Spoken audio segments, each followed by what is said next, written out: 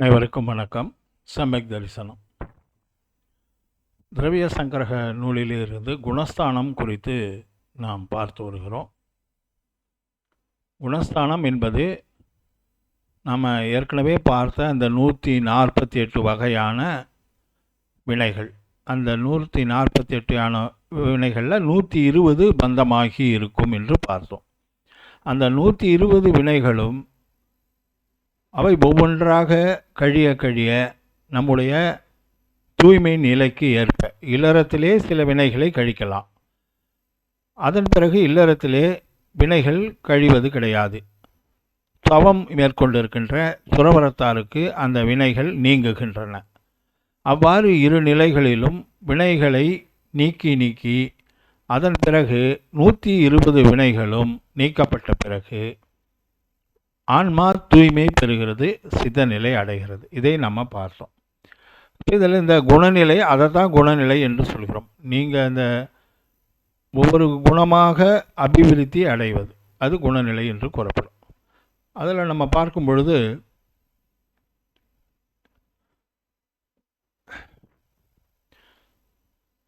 நம்ம 5வது நிலை வரைக்கும் நம்ம பார்த்தோம். முதல் நிலை மித்யாத்துவ நிலை என்று அறியாமை. அது ஏன் வருகிறதுன்னு பார்த்தோம். தவறான நம்பிக்கைகளை வைத்திருப்பதால். 2வது நிலை சாசாதனம். அது நற்காட்சியிலிருந்து வீழ்ச்சி அடைபவர் இருக்கக்கூடிய நிலை. அதன் வழியாக மித்யாத்துவத்துக்கு போய் சேர்ந்துடுவார். மிஸ்ரம் என்பது மித்யாத்துவம் கொஞ்சம் கொஞ்சமாக நீங்கி நற்காட்சி பிறக்கின்ற நிலை. அப்போ மித்யாத்துவம் கொஞ்சம் இருக்கும், நற்காட்சியும் இருக்கும், கலப்பு நிலை. அதனால் அதை மிஸ்ரம் என்று கூறுகிறோம். மிஸ்ரன், அதில் இருக்கின்றவர் மிஸ்ரன். இப்போ இந்த மிஸ்ர நிலையிலே அனந்தானுபந்தி கஷாயமானது ஏதாவது உருவானால், இப்போ அனந்தானுபந்தி கஷாயம் நீங்கினால்தான் நற்காட்சி வரும்னு நம்ம பார்த்துட்டோம். 4 கஷாயம். அதில் மிஸ்ர நிலையிலே இருக்கும்போது, கலப்பு நிலையிலே இருக்கும்போது 2 பக்கமும் போகலாம். அந்த உயிர் அதை இன்னும் தூய்மைப்படுத்தி கொண்டு நற்காட்சிக்கும் போகலாம்.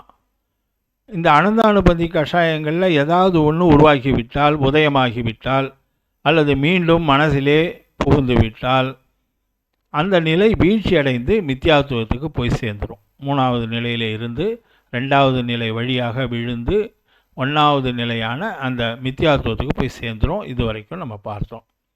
இதற்கப்புறம் அந்த அனந்தானுபந்தி கஷாயம் நீங்கினால் நமக்கு கிடைக்கிறது நற்காட்சி. அந்த நற்காட்சியின் போது அவிரதன் என்று கூறுவார்கள். அப்போ அந்த நற்காட்சியில் இருப்பவர் விரதம் இல்லாதவராக இருப்பார். அப்போ விரதத்தை தடுக்கக்கூடியது எது? அணுவிரதத்தை, அதாவது அணுவிரதம் என்றால் இல்லறத்தாருடைய விரதம். அதை தடுக்கக்கூடியது அப்பிரத்யாக்கியான குரோதம், மானம், மாயை, லோபம். அதாவது அனந்தானுபந்தியை விட இது குறைவாக இருக்கும். கொஞ்சம் விடுவதிலே சிரமமாக இருக்கும். விட முடியாமல் இருக்கின்ற கஷாயங்கள். அது பிடிவாதமாக இருக்குது. இது அப்படி இல்லை. ஏதாவது தவறு செய்தாலும் நம்ம கோபப்பட்டுட்டோம், இதை மாற்றிக்கொள்ள வேண்டும் அப்படின்னு நம்ம நினைக்கிறோம் இல்லையா? அது அப்பிரத்யாக்கியம், விடுபடாமல் இருக்கிறது. அந்த மாதிரியான அந்த கஷாயங்கள் இருக்கிற வரைக்கும் அணுவிரதம் மேற்கொள்ள முடியாது. அணுவிரதன்றது நம்ம பார்த்துட்டோம். கொலை, பொய், களவு, பிறன்மனை விழுதல், பிறர் பொருள் விரும்புதல், இதெல்லாம் அதை மேற்கொள்ள முடியாமல் தடுக்கக்கூடியவையாக அப்பிரத்யாக்கியான குரோதமான மாயை, லோபம் இருக்கிறது. அந்த அப்பிரத்யான கஷாயங்கள் நீங்கும்போது அவர் விரதியாகிறார். அந்த விரதி தான் தேச விரதம். இல்லறத்திலே இருந்து கொண்டே 12 விதமான இல்லற நோன்புகளை அவர் இருக்கிறார். இதுவரைக்கும் இல்லற நிலை என்றதை நாம் பார்த்தோம். இதன் பிறகு அந்த இல்லற நிலையிலே இருந்து கொண்டு அவர் மகாவிரதத்தை ஏற்க வேண்டும். மகாவிரதம் என்றால் நிர்கந்தருடைய உருவம். உடைகளை களைந்து அவர் நிர்கந்தராக மாறுகின்ற, துறவு நிலைக்கு போகின்ற, தவம் இருக்கின்ற அந்த நிலை. அதுதான் 6வது நிலை. அந்த 6வது நிலை போகாமல் தடுக்கக்கூடியவையாக இருப்பது பிரத்யாக்கியான குரோதம், மானம், மாயை, லோபம். அனந்தானுபந்தி நற்காட்சியை தடுக்கும். அப்பிரத்யாக்கியானம் இல்லற விரதத்தை தடுக்கும். இந்த பிரத்யாக்கியானம் என்பது விடுபடக்கூடியது, விடுபடுகின்ற நிலையிலே இருப்பது. ஆனால் அது விடுபடாமல் நிற்கிறது. அதை விடுபட வைக்க வேண்டும். அப்போ தான் துறவுக்கு போக முடியும். அதனால் இந்த பிரத்யாக்கியான குரோதம், மானம், மாயை, லோபத்தை விலக்கினால்தான் துறவுக்கு போகலாம், துறவாக இருப்பார். அந்த துறவு நிலையிலே கூட ஆரம்பத்திலே பிரமாதங்கள் என்று ஒரு குறைபாடு இருந்து கொண்டே இருக்கும் முனிவருக்கும் கூட. அது என்ன? அந்த 15 வகையான பிரமாதங்களை 15 வகையாக கூறுவார்கள். அப்போ என்னன்னு சொன்னால், விகதை 4, ராஜகதை, திருடுகதை, உணவுகதை, ஸ்ரீகதை என்ற 4 விகதைகள். அதன் பிறகு கஷாயம் 4 கஷாயம் என்ன? ஏற்கனவே இப்போ சொல்ல அந்த பிரத்யாக்கியான குரோதமான மாயை லோபம் இருக்கும். அதன் பிறகு புலனாசை 5, நித்ரா என்கின்ற தரிசன மோகனியம் நம்ம பார்த்துருக்கோம். அந்த உறக்கம், அந்த நித்ராவானது இருக்கும், அது பிரமாதத்தில் சேர்த்திக்க. அதுக்கடுத்து பிரீத்தி என்றால் ஒருவர் மீது அன்பாக இருத்தல் அல்லது ஒரு சார்பாக இருத்தல். தப்பு செய்தால் கூட அவங்கள நம்ம அன்போடு வச்சுருப்போம். அந்த மாதிரி இருக்கக்கூடிய நிலைகள் இருக்கின்ற நமக்கு வேண்டப்பட்டவங்கள்லாம், அந்த மாதிரி நிலை. இதையெல்லாம் பிரமாதம் என்று சொல்வார்கள். பிரமாதம்னா நம்ம என்ன கேள்விப்பட்டிருக்கோம்? சாதாரணமான பேச்சு வழக்கில் அற்புதமான விஷயம், எப்படிப்பா நடந்தது அந்த ஃபங்க்ஷனு, நல்ல பிரமாதமாக நடந்ததுங்க, அப்படி தான் நம்ம சொல்லி பழக்கப்பட்டிருக்கோம். அது அருமையான விஷயம்னு சொல்லுவாங்க. ஆனால் அது உண்மை அல்ல. இந்த சமஸ்கிருத வார்த்தையில் வந்தது தான் அது. ஒரு சட்டையர்னு சொல்லுவாங்க இல்லைங்களா, அதுக்கு பொருத்தமில்லாத வார்த்தையை சொல்லுவாங்க சில சமயம். அதுபோல தான் இந்த பிரமாதம் என்ற வார்த்தையும். பிரமாதம் என்பது ஒரு குறைபாடு. விகதைன்னு சொன்னோம்னா 4 வகையான விகதைகளை கூறுகிறார். ராஜகதை அப்படின்னு சொன்னால் என்ன? ராஜாக்களை பற்றிய கதைகளை மீண்டும் மீண்டும் படித்து கொண்டிருப்பது, அதை பற்றிய பேசி கொண்டிருப்பது. இது முனி தர்மத்தில் இருக்கக்கூடாது, ஆனால் அதை செய்துக்கிட்டு இருக்காங்க. இப்போ தான் ராஜா இல்லையே, ராஜான்றது இப்போ கிடையாது, அரசாட்சியெல்லாம் இல்லையா, அப்போ என்ன ராஜகதைன்றது இப்போ அவுட்டேட்டடா, இது இப்போ கிடையாதா அப்படின்னு சொன்னோம்னா அது தான் இருக்குது. இப்போ அரசர் தான் இல்லையே தவிர அரசாங்கம்னு ஒன்று இருக்கா இல்லையா, அதுக்கு தலைமை தாங்கி கொண்டு இருப்பவர்கள் ஜனநாயகமாகவோ மக்களால் தேர்ந்தெடுக்கப்பட்டோ இருந்தால் அது ஒரு அரசு தான். அது அந்த அரசை பற்றிய கதைகளை எல்லாம் பேசிக்கொண்டு இருப்பது, அதுதான் ராஜகதை. திருடுகதை என்பது ஒரு பொருளை எப்படியெல்லாம் அபகரிப்பது, அதை அவர்களுக்கு தெரியாமல் எடுத்துக்கொள்வது எப்படி என்பது போன்ற கதைகள் திருடுகதை. உணவு கதை என்று சொன்னால் எப்போதுமே உணவு தயாரித்தல், அதனுடைய சுவை, இதை பற்றியெல்லாம் பேசிக்கொண்டிருப்பது. ஸ்ரீகதை என்று சொன்னால் அது தெரியும், ஒரு காதல் கதைகளாக இருக்கக்கூடியதை ஸ்ரீகதை என்று சொல்வார்கள். அந்த காலத்தில் எல்லாம் பழைய 2000 வருடங்களுக்கு முன்னால் இருந்ததால் ஸ்ரீகதை என்று சொல்லப்பட்டிருக்கிறது. அது ஸ்ரீயாக இருக்கலாம், புருஷனாக இருக்கலாம். அந்த இதை பற்றி புருஷர்களாக இருந்தால் ஸ்ரீயை பற்றி பேசுவாங்க, ஸ்திரீகளாக இருந்தால் புருஷரை பற்றி பேசுவாங்க. அது ரெண்டும் கலந்த மாதிரி இருக்கிற கதை தான் இது. இப்போதெல்லாம் இது இருக்கிறதா என்று பார்த்தோம்னா, இப்போ நம்ம டிவி வைக்கிறோன்னு வச்சிங்களேன், சாயந்தரம் நேரத்தில் டிவி வைக்கும்போது 7 to 8, 8 to 9ன்னு சொல்லிட்டு உட்காந்து விவாத மேடைன்னு ஒரு 4 பேர் உட்காந்து பேசிக்கிட்டே இருப்பாங்க. ஒரு ஒரு ஒரு ஆட்சியை பற்றி, ஒரு கட்சியை பற்றி புகழ்ந்து பேசுவார் ஒருத்தர், அவரை இன்னொருத்தர் திட்டி பேசுவார். இப்படியே அந்த கதையானது ஓடிக்கொண்டே இருக்கும். இதில் நம்ம இன்ட்ரெஸ்டாக உட்காந்துக்கிட்டு பார்த்துக்கிட்டு இருப்போம். நம்ம ஏதாவது ஒரு கட்சி சார்பாகவோ அரசாங்கம் சார்பாகவோ எதிர்ப்பாகவோ இருப்போம், அதில் நம்ம ஆர்வம் இருக்கும். அதை உட்காந்து கேட்டுக்கிட்டு இருக்கிறது. ஒருத்தர் சொல்கிறத இவர் சொல்கிறது தப்பு அப்படின்னு எரிச்சல் வரும், இவர் சொல்கிறது நமக்கு சாதகமாக சொல்கிறார் பரவாயில்ல அப்படின்னு ஒரு ஆறுதல் வரும். அந்த மாதிரியான விஷயங்களிலே ஈடுபடுவது, இது அப்போல்லாம் புத்தகத்தில் இருந்தது, இப்போ புஸ்தகத்துலேயும் இருக்குது, பத்திரிகைகளில் அரசியலை பற்றி வருது.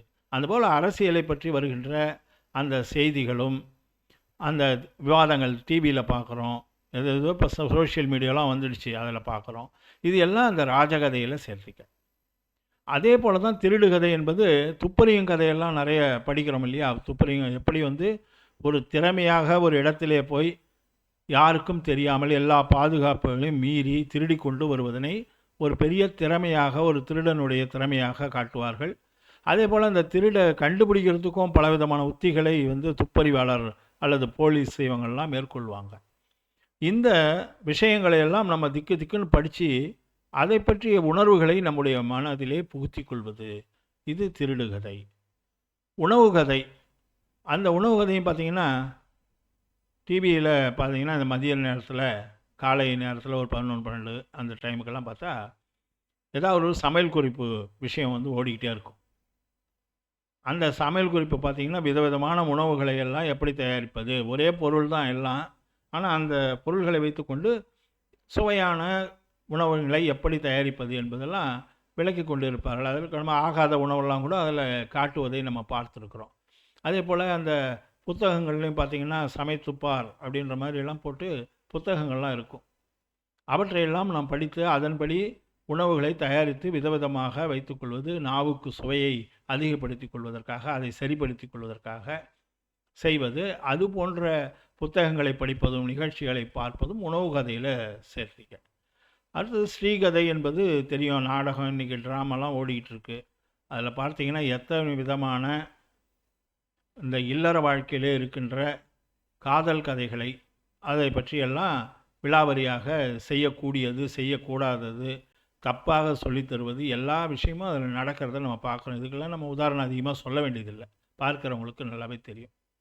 இவையெல்லாம் எப்படிப்பட்டவை என்று சொன்னால், கதை அல்ல, கதை. கதைனா தீய கதைகள், வேண்டாத கதைகள். இவற்றிலே மனத்தை செலுத்துவது பிரமாதம் என்று கூறப்படுகிறது. இவற்றிலே, இந்த தீய கதைகளிலே மனதை செலுத்துவது அது ஒரு 4 வகை. அப்புறம் 4 கஷாயங்களை பற்றி பார்த்தோம், அது ஒரு 4. உறக்கம் என்பது எப்பொழுதும் ஒரு சுறுசுறுப்பு இல்லாமல், எந்த வேலையுமே இல்லைன்னா ஒரு தூக்கம் வந்துடும்னு சொல்லுவாங்க. அந்த மாதிரி இருக்கக்கூடியது. தவம் இருப்பவர்களுக்கு அது இருக்கக்கூடாது. அதே போல் 5 புலன்களின் மேல் இருக்கின்ற மெய்வாய், கண், மூக்கு, செவி மேலே ஆசை. சார்பு எடுப்பது, அதாவது ஒரு பிரீதி. துறவு மேற்கொண்டு விட்ட பிறகு நமக்கு வேண்டப்பட்டவர்களாக இருந்தாலும் சரி, நட்பில் இருந்தவங்களும் உறவினர்களாக இருந்தாலும் ஒரு சார்பாக நாம் நடந்து கொள்ளக்கூடாது. அவரோட பிரியமாக இருக்கலாம், அதை பற்றி தப்பு கிடையாது. பிரியமாக இருப்பது என்று சொன்னால் சமதாபாவத்தோடு அவர்களுக்கு நல்லதையெல்லாம் சொல்லலாம், செய்யலாம். ஆனால் ஒரு பக்கம் சார்பாக இருக்கக்கூடாது. இப்போ இந்த மாதிரி 15 விஷயங்கள், 4 விகதை, 4 கஷாயம், 5 புலன்கள், அதன் பிறகு உறக்கமும் இந்த பிரீத்தியும், இவையெல்லாம் சேர்ந்ததை பிரமாதம் என்று கூறுவார்கள். இப்போ இந்த பிரமாதங்களோடு பிரத்யாக்கான கஷாயங்களை எல்லாம் நீக்கினாலும் பிரமாதமானது கொஞ்சம் இருக்க தான் செய்யும். அப்படிப்பட்ட முனி நிலையைத்தான் பிரமத்தன் என்று கூறுவார்கள். பிரமாதங்களை உடைய முனிவன். கொஞ்சம் பிரமாதம்னா இன்னும் வெளிப்படையாக சொல்லப்போனால் அலட்சியம் என்று சொல்லலாம். அலட்சியம்னா, பிரமாதம் என்பது ஒரு கவனமின்மை. கவனத்தை செலுத்தினா இதெல்லாம் நீக்கலாம். கொஞ்சம் அந்த லட்சியத்தோடு செயல்பட்டால் அதை நீக்கலாம். ஆனால் கொஞ்சம் அலட்சியம் இருக்கும். இது முனிவருடைய முதல் நிலை. முதல் நிலையில் கொஞ்சம் அவங்களுக்கு அந்த முனிநிலை சரி வருகின்ற வரைக்கும் அந்த பிரமாதங்கள் இருக்கும். அது பிரமத்தன் நிலை என்று கூறப்படும். அந்த பிரமாதங்களை எல்லாம் நீக்கிவிட்டால் அது அப்பிரமத்தன். பிரமாதம் அப்பிரமாதம், அது பிரமாதத்தை நீக்கியது. அந்த வார்த்தை ஆன்றது ஆப்போசிட்டை குறிக்கும். அதனால் அது அப்பிரமத்தன்.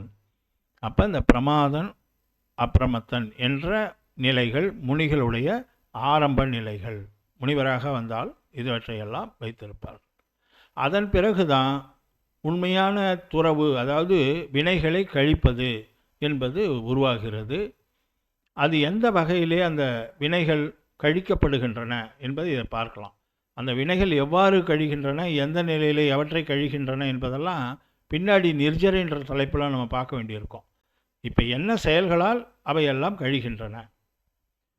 ஒரு வகைப்பட்ட உள்ளத்து இருவகை துறவு தன்னால் மருவிய குத்தி 3 சன்னைகள் 4 மாற்றி பொருவில் 5 செறித்து பொருந்தி ஆவாசம் மாறின் இருவகை செவிலி தாயார் 7 செறிய வைத்தான்.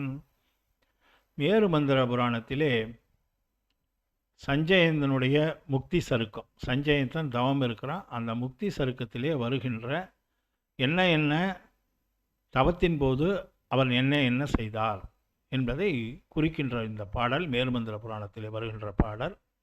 இதில் என்ன சொல்லியிருக்காங்க, 1, 2, 3ன்னு வருது பாருங்கள். அந்த சுவையாக இருப்பதால் இந்த பாடலை நம்ம எடுத்துக்கிட்டோம். அதாவது மேருமந்திர புராணத்தில் இல்லாத துறவு சம்பந்தமானதோ அல்லது நம்ம ஆகம கருத்துகளோ இல்லை.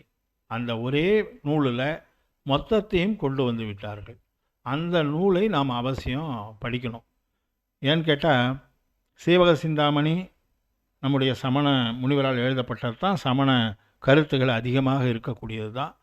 ஆனால் அது ஒரு ஜனரஞ்சகமான நூலாக அனைவரும் ஏற்றுக்கொண்டு படித்து கொண்டிருக்கிறார்கள். காரணம், ஆகமம் கம்மியாக இருக்கும், கதை வெளிப்பாடு அதிகமாக இருக்கும். ஆனால் இந்த மேருமந்திர புராணம் ஆகம கருத்துக்களை அதிகமாக உடையது, கதை குறைவாக உடையது.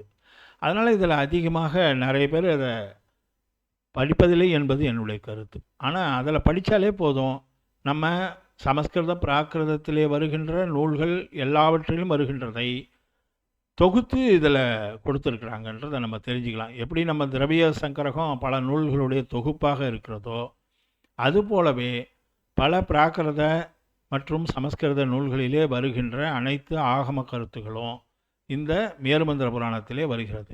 கிட்டத்தட்ட 1932 இதை அவர் சக்கரவர்த்தி நயினார் மற்றும் சாஸ்திரியார் வீடூரில் அப்பாசாமி நயினார்னு நினைக்கிறேன், அவரால் எழுதப்பட்டு நூல், அருமையான நூல் 32 வெளிவந்தது.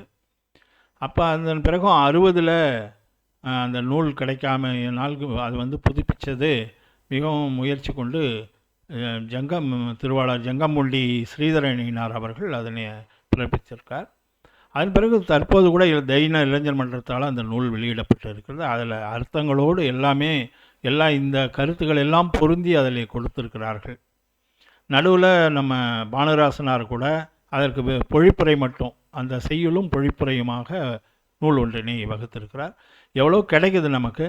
நேரம் கிடைக்கும்போது நிச்சயம் அதில் இருக்கிறத ஒரு தடவை படித்தால் கொஞ்சம் கடினமாக தோன்றலாம், கொஞ்சம் கேட்டு படிக்கலாம். யாரெல்லாம் தெரிஞ்சவங்க இருந்தாங்கன்னா இதில் பற்றி சொல்லப்பட்டிருக்கிற கருத்துக்கள் என்ன என்பதனை கேட்டு படிக்கணும், ரொம்ப முக்கியமானது. அதனால தான் இதுக்கான ஒரு தனி டைம் எடுத்து நான் சொல்கிறேன். இந்த பாடலை கூட இதில் கொண்டு வந்ததுக்கு காரணம், அந்த நூல்களுடைய பயன்பாடு நமக்கு தேவை என்பதற்காகத்தான். இப்போ இதில் என்ன சொல்லியிருக்காங்க பாருங்கள். தவம் 2, ஒரு வகைப்பட்ட உள்ளத்து இருவகை துறவு. மனம் ஒருமுகப்பட்டு இருக்கணும். துறவு 2 வகை. அது என்ன? அகத்தவம், புறத்தவம், 2 விதமான தவம். இவற்றை பற்றியெல்லாம் நம்ம பின்னாடி பார்ப்போம். அதே போல் குத்தி 3, குப்திகள் என்ற அடக்கம். குப்தி என்றால் அடக்கம், மன அடக்கம், வசன அடக்கம், காயம் அடக்கம். இவற்றை 3ஐயும் அடக்கி வைக்க வேண்டும். அலைபாய விடக்கூடாது, தேவையில்லாதவற்றையெல்லாம் பேசக்கூடாது, தேவையில்லாத உடலால் செயல்களை செய்யக்கூடாது. அதே போல் சன்னைகள், சன்னை என்றால் ஒரு சல்லியம், முள்ளு குத்துன மாதிரி ஒரு சின்ன நெருடல். அது எதில் இருக்கும் முனிவர்களுக்குன்னா, ஆகாரம் ஏற்றுக்கொள்வதிலே எப்படி ஏற்றுக்கொள்வது, எங்கே போய் ஏற்பது, யார் கொடுப்பாங்க, அந்த மாதிரியான ஒரு சின்ன கொடுப்பாங்க. ஆனால் அவர்கள் மனதிலே ஆரம்ப கட்டத்திலே இவையெல்லாம் இருக்கும். அதே போல் ஸ்திரீ, பெண், பயம், பற்று, இவையெல்லாம் ஒரு நெருடல் மாதிரி, ஒரு உறுத்தல் மாதிரி இருந்து கொண்டு இருக்கும். அதை சன்னைகள் என்று கூறுவார்கள். அப்புறம் 5 பொறியை பற்றி தெரியும் நமக்கு, மேய்வாய், கண்மூக்கு, செவி. ஆபாசம் என்பது அவசிய கடமை. அவசிய கடமையை இல்லறத்தாருக்கு வேறு, நம்ம துறவரத்தில் இருப்பவர்களுக்கு வேறு. 6 தான் இருக்கும். இதுவும் 6, அதுவும் 6. இதில் துறவரத்திற்கான கடமை சாமாயிகம் செய்தல் தெரியும். சாமாயிகம்னா நம்ம பார்த்துருக்கோம். துதி, வந்தனை. துதி என்றால் ஒரு குறிப்பிட்ட தீர்த்தங்கரரை வணங்குதல். வந்தனை என்றால் சமூகமாக எல்லா தீர்த்தங்கரையும், நூல் மற்றும் குரு எல்லாரையும் வந்தனை செய்வது. பிரதிக்கிரணம் என்று சொன்னால் செய்த தவறுக்கு கழுவாய் தேடிக்கொள்வது, பிராயச்சித்தம் செய்கிறது. அது பிரதிக்கிரமணம். பிரத்யாக்கியானம்னா பற்றுகளை விடுதல். வியுத்சர்க்கம் என்றால் காயக்லேசம், உடலை வருத்தி தவம் செய்தல். இதையெல்லாம் செய்யணும் துறவு இருப்பவர்கள். பரிணாமம் 7 என்று கூறியிருக்கார். மனோபாவம், அதாவது மனதிலே இருக்கக்கூடிய நினைவுகள், அவற்றை தீய நினைவுகளை மாற்றி நல்ல நினைவுகளாக 7 வகையான நல்ல பாவனைகள் இருக்கின்றன, அவற்றை பாவிக்க வேண்டும். இது ஒரு வகையில் துறவு பாதை. இதற்கு அடுத்ததாக அதே துறவு பாதையாக அங்கே சொல்லும் பொழுது 7 வரைக்கும் சொன்னார். இப்போ 8வதுலேருந்து ஆரம்பிக்கிறார் பாருங்க. சுத்தி ஓர் 8இல் தூயான் 9ஆம் யோகில் ஊற்றும் 10ஐயும் தடுக்க அங்கம் 11இல் பயின்ற ஞானம் சித்தம் 12இல் சென்று சித்தையை முறுக்கிட்டு 10 3ஆகி நின்ற கிரியை பயின்றிட்டானே. சுத்தி 8 சுத்தி சுத்தமாக இருக்க வேண்டும். பரிணாம சுத்தி, பரிணாமம் என்றால் எண்ணம். வினய சுத்தி பணிவாக இருக்கணும். ஈரியாபதம் போதல் வருதலில் நம்ம சுத்தமாக இருக்க வேண்டும். போகும்போது நடக்கிறதில்ல, அதான் ஈரியாபதம். பிரதிஷ்டாபனா ஏதாவது ஒரு பொருளை வைக்கிறதுல எடுக்கிறதுல சுத்தமாக இருக்க வேண்டும். சையாசனம் உறங்குவதிலே, வாக்கு பேசுவதிலே, பிக்ஷா உணவு ஏற்பதிலே, காய உடலிலே, இவற்றிலே சுத்திகளோடு இருக்க வேண்டும், சுத்தமாக இருக்க வேண்டும் என்பதுதான் சுத்தி. அடுத்ததாக 9 யோகம் என்று கூறுகிறார்கள். அதில் 3 நம்ம ஏற்கனவே பார்த்தோம். மனம் வாக்கு காயம், இந்த 3 விஷயம் இருக்குது. எண்ணுதல், பேசுதல், செய்தல். இவை எப்படிப்பட்டது? கிருதம் காரிதம் அனுமோதம். தானாக செய்கிறது, பிறரை வைத்து செய்வது, பிறர் செய்வதற்கு அனுமதிப்பது. அது 3 கிருதம் காரிதம் அனுமோதம் என்று சொல்வார். கிருதம்னா தானே செய்கிறது, காரிதம்னா பிறரை வைத்து செய்வது, அனுமோதம் என்று சொன்னால் பிறர் செய்வதற்கு நாம் அனுமதி கொடுக்கிறது. அதே போல் சம்பிரம்பம் சமாரம்பம் ஆரம்பம், இந்த 3 விஷயமும் யோகம். சம்பிரம்பம் என்று சொன்னால் அந்த செயலை செய்வதற்கு மனதிலே நினைப்பது. சமாரம்பம் என்று சொன்னால் அந்த செயலை செய்வதற்கு தேவையான கருவிகளை எல்லாம் சேர்ப்பது. ஆரம்பம் என்றால் அந்த செயலை செய்ய ஆரம்பிக்கிறது. இவைதான் யோகம். யோகம் என்றால் செயல்பாடுகள். அந்த செயல்பாடுகள் மொத்தம் 9 இருக்குது. என்ன? மனவசனம் காயத்தால் 3, கிருதம் காரிதம் அனுமோதம் ஒரு 3, சம்பிரம்பம் சமாரம்பம் ஆரம்பம் ஒரு 3. அதே போல் வினை வருகின்ற வழிதான் ஊற்று. அந்த ஊற்று 10ஆக இருக்கிறது என்று கூறுகிறார்கள். ஈனம் குறைவான ஊற்று, அதிகமான ஊற்று. ஈரியாப்பதம் சாம்பிராயம் என்பது, ஈரியாப்பதம் இல்லறத்திலே இருப்பவர்களுக்கு வருவது, சாம்பிராயம் துறவிகளுக்கு வரக்கூடிய குறைந்த அளவு வினை. ஞானம் என்பது அதுவும் ஞானமின்மை, ரெண்டுமே ஊற்று தான். ஏன்னு கேட்டால் ஞானத்தால் புண்ணியம் வரும், ஞானமின்மையால் பாவம் வரும். அதனால் ஞானம் இருக்கிறதும் வினை வரவுக்கு காரணமாக இருக்கும், ஞானம் இல்லாமல் இருப்பதும் அறியாமையில் இருப்பதும் வினை வருவதற்கு காரணமாக இருக்கும். அதே போல் புண்ணிய ஊற்று பாப ஊற்று என்று 2 வகையான ஊற்றுகள் இருக்குது. திரவிய ஊற்று பாப ஊற்று. திரவிய ஊற்று என்றால் நம்ம அனுபவிக்கிறது, பாவ ஊற்றுனா மனதிலே அந்த எண்ணம் உண்டாவது, அந்த ஊற்றுக்கான எண்ணம் உண்டாவது பாவ ஊற்று. திரவியம் அது வினைகளாக நம்ம சேருவது திரவிய ஊற்று. இந்த மாதிரி 10 இருக்குது. 11 அங்கம்னு இதில் பாடலில் இருக்குது, இங்கே குறிப்பிடலை. அது 11 அங்கங்களை பற்றி தெரியும் நமக்கு, ஆசாரங்கம் முதற்கொண்டு. அனுப்பிரேக்ஷா 12. மீள் சிந்தனை ஒரு 12 வகையாக இருக்கிறது. அதை நம்ம நிறைய பார்க்க வேண்டிய அது அவசியமான விஷயங்கள். மீள் சிந்தனை நிலையாமை குறித்து அதிலிருந்து ஆரம்பித்து பல சிந்தனைகளை நாம் நிர்ஜரையின் போது பார்ப்போம். அந்த மாதிரி 12 அனுப்பிரேக்ஷாவை முனிவர்கள் செய்ய வேண்டும். கிரியை 13 கிரியை செயல்பாடுகள். என்ன செயல்பாடுகள்? மகாவிரதம் 5, சமிதி 3, குப்தி 3, சமிதி 5. சமிதி என்றால் கவனம், சில விஷயங்களில் கவனமாக. ஈரியா சமிதி, வாசனா சமிதி என்றெல்லாம் வரும் பின்னாடி. அப்போ அந்த கவனமாக இருக்கக்கூடிய விஷயங்கள் 5, அடக்கமாக இருக்கக்கூடிய விஷயங்கள் 3, மகாவிரதம் 5, இவை சேர்ந்து 13ஆக கிரியைகள் இருக்கின்றன. இவற்றையெல்லாம் துறவிகள் முனிவர்கள் செய்ய வேண்டும் செயல்பாடுகள். இவற்றையெல்லாம் செய்தால் வினையானது குறையும். அப்படித்தான் செய்தால் வெகுளியை விலக்கி 11 வாரம் சென்ற பின் பமத்தினை பறித்து எறிந்திட்டான். பமம் என்றால் இது பிரமாதம். பிரமாதன்ற வார்த்தையை தமிழில் எழுதியிருக்காரு நம்முடைய வாமனாச்சாரியா. அதனால் அந்த கோபத்தை, கடைசியாக கோபத்தை விலக்கிட்டு பல முறை முயற்சி செய்த பிறகு பிரமத்த குணஸ்தானத்தை கடந்து அப்பிரமத்த குணஸ்தானத்தை எழுதினான்.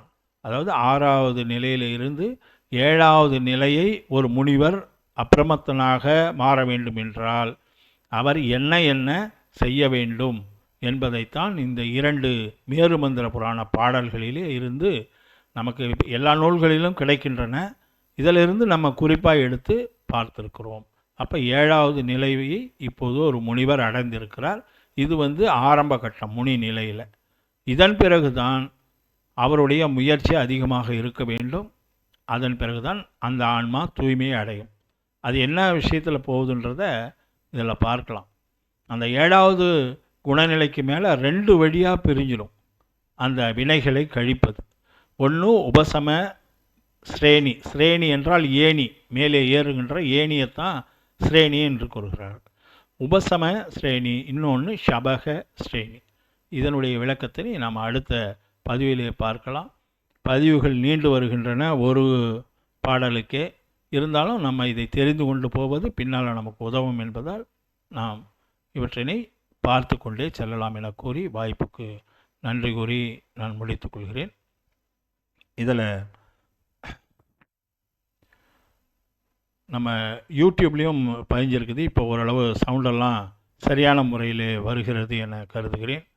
அதனை நீங்கள் யூடியூப்பை அவசியம் பாருங்கள். ஏன்னா காட்சிப்படுத்துவதில் இருக்கின்ற இந்த வார்த்தைகளை கொஞ்சம் பேசுகிறதுலேருந்து புரிந்து கொள்வதற்கு அது உதவி செய்யும். ஒன்று.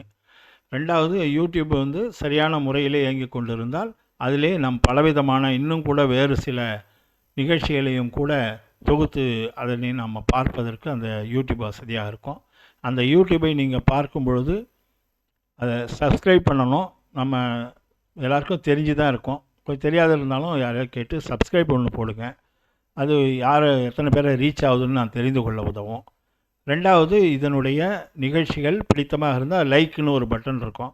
அந்த பட்டனை அழுத்தினீங்கன்னா எத்தனை பேர் இந்த பதிவினை விரும்பி இருக்கிறீர்கள் அல்லது நன்றாக கவனித்திருக்கிறீர்கள் என்பதை நான் புரிந்து கொள்ள முடியும். அதே போல் ஏதாவது ஏற்படுகின்ற சந்தேகங்களையோ அல்லது இதில் இருக்கின்ற குறை நிறைகளையோ கமெண்ட் என்கின்ற அந்த பகுதி இருக்கும் கீழே. உங்களுக்கு தெரிஞ்சிருக்கும், யூடியூப் பார்க்குறவங்க தான் எல்லாருமே. அதிலும் ஒரு சில வார்த்தைகளை போட்டால் அது எனக்கு ஒரு ஊக்கமாக இருக்கும் என்பதனை கூறி இந்த வாய்ப்புக்கு நன்றி கூறி முடித்துக்கொள்கிறேன். ஜெய் ஜினேந்திரா. இளங்கோ திருமொழி, திண்டிவனம்.